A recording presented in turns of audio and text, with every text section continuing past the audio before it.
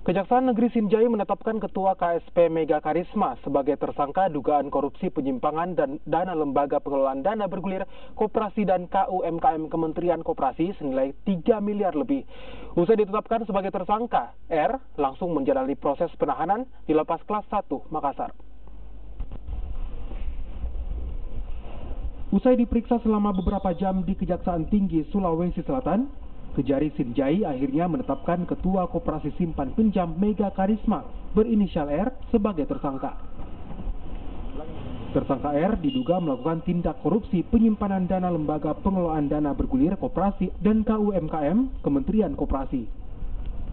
Tersangka R menerima bantuan dari pemerintah melalui Kementerian Koperasi senilai 3 miliar lebih pada tahun anggaran 2012-2013.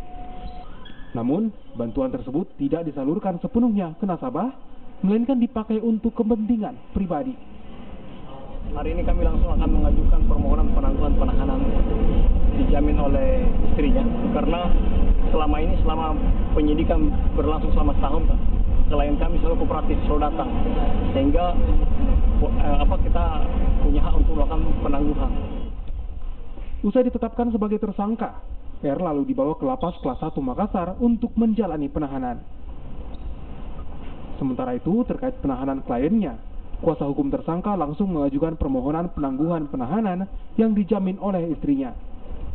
Dalam dugaan perkara korupsi, penyimpangan dana bergulir di Koperasi KSP Mega Karisma di Kabupaten Sinjai. Jadi kita menetapkan satu orang tersangka, ketua koperasinya inisialnya R.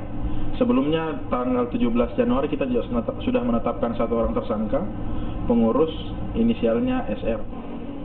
Sebelumnya, Kejari Sinjai juga telah menetapkan satu tersangka, yaitu S, pada Januari tahun lalu dengan kasus yang sama. Tersangka S merupakan pengurus dan telah ditahan di Lapas Kelas 1 Makassar. Arif Tirtana, Kompas TV Makassar, Sulawesi Selatan.